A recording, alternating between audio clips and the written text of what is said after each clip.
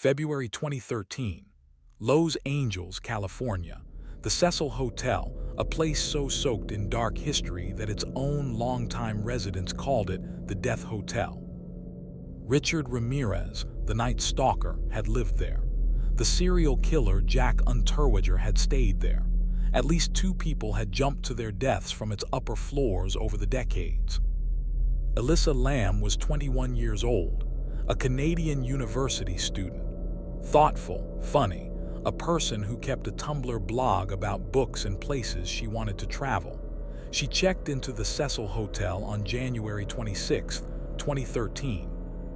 She was supposed to be on a solo trip down the California coast.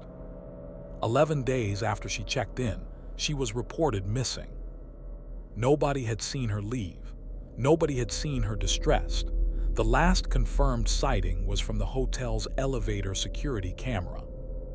3 weeks after she went missing, guests began complaining. The water pressure in their rooms was low. Some said the water tasted strange. Housekeeping noted the same thing. Someone was sent to inspect the rooftop water supply tanks. Elisa Lam was inside one of them. She had been in that tank for 19 days.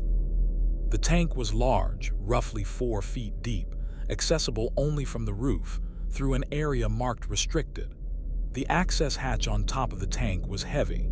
It closed and latched on its own when released. She was found in a tank that required deliberate physical effort to open, in an area guests were not supposed to access, at the top of a building, and nobody could explain how she got there. But before any of that, investigators had the elevator footage. And the moment you watch it, you understand why this case has lived in people's minds for over a decade. Don't you dare look away from this one. Elisa Lam was a student at the University of British Columbia in Vancouver. She had a history of bipolar disorder and was managing it with medication.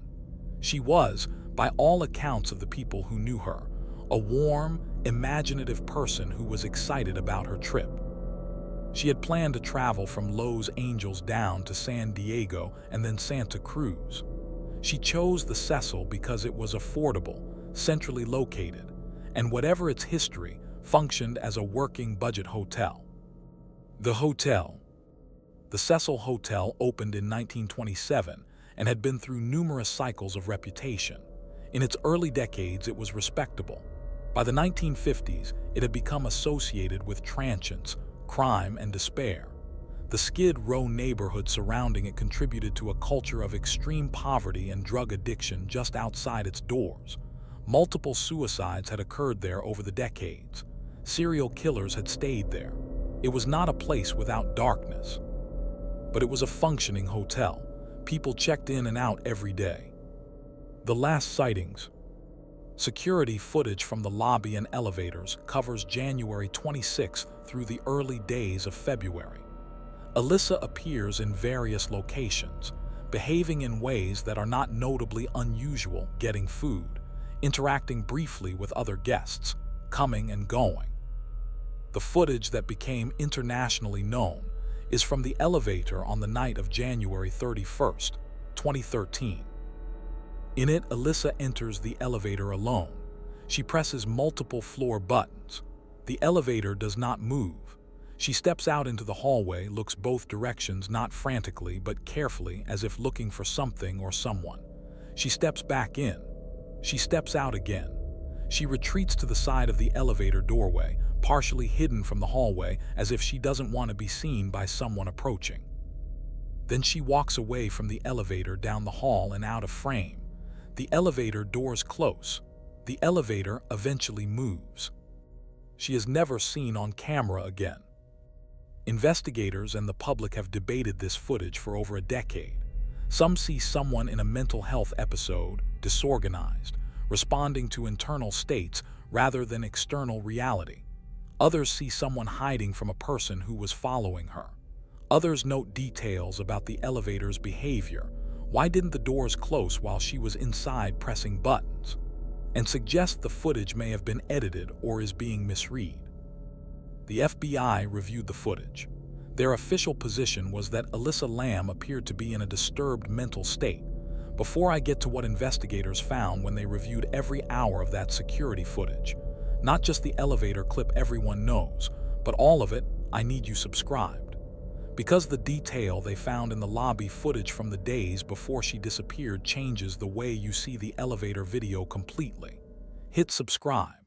Then I'll tell you the discovery. On February 19th, 19 days after she was last seen, a hotel maintenance worker went to the roof to investigate the water pressure complaints. The rooftop had 4 large water storage tanks. One of them was accessed by climbing a fixed metal ladder up the side of the tank and opening the hatch at the top. The worker opened the hatch and found Elisa Lam's body floating inside. She was unclothed. Her clothing was found in the water around her. The hatch to the tank was closed when he found it. What the autopsy found. The Los Angeles County Coroner's Office ruled Elisa Lam's death an accidental drowning. They found no signs of physical trauma beyond what would be consistent with prolonged time in water. Toxicology found her psychiatric medications in her system, at levels described as consistent with her prescription. No other substances were found in quantities the coroner considered significant. The manner of death accidental, the cause drowning. No sign of assault, no sign anyone else had been in or near that tank. What the coroner's ruling could not explain. The part of this case that has never been cleanly resolved is the physical question of access. The roof of the Cecil Hotel was accessed through a fire door that opened to an alarm. Hotel staff confirmed the alarm was functioning. No alarm was triggered during the relevant period. The water tanks were in a restricted area of the roof. The access hatch on each tank was heavy, not padlocked, but heavy, requiring deliberate lifting effort to open and closing of its own weight when released. To get into the tank, a person would need to climb the exterior ladder, lift the hatch, and then get inside, at which point the hatch would fall back down. From the inside of the tank, the hatch would need to be pushed back up against its own weight to get out. Her clothing was found inside the tank with her, not on the roof. The question of how a petite 21-year-old woman, in what the FBI concluded was a disturbed mental state, navigated a restricted rooftop, climbed a water tank, entered through a heavy hatch, and then had the hatch close behind her has never been answered to the satisfaction of investigators, her family, or the millions of people who have examined this case. The hotel's aftermath. The Cecil Hotel closed in 2017 and underwent significant renovation. It reopened in 2021 under the name The Drifter. During renovation, workers discovered historically significant elements of the building, including original Art Deco features that had been covered over for decades. The rooftop water tanks were removed. Elisa Lam's family filed a wrongful death lawsuit against the hotel. The lawsuit was settled. The case was featured in a 2021 Netflix documentary series titled Crime Scene: The Vanishing at the Cecil Hotel, which reached #1 in multiple countries. The Los Angeles County Coroner has not changed its ruling. The case is officially closed as accidental drowning.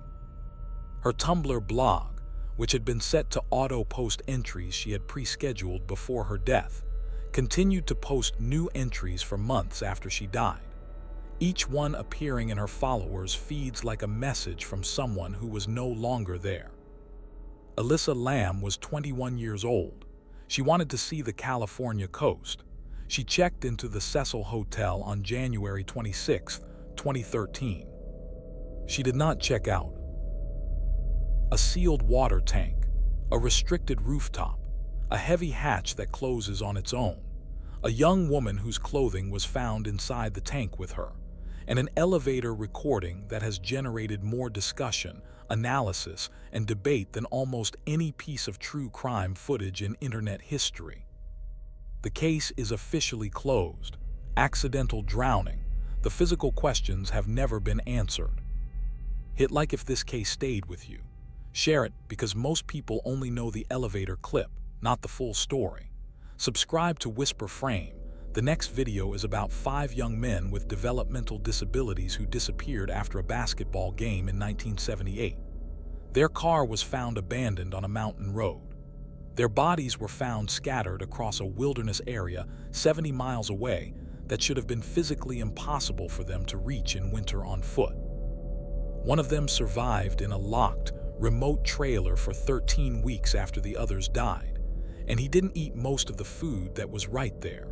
And one of the 5 was never found at all. That video is already up, and investigators have never explained it.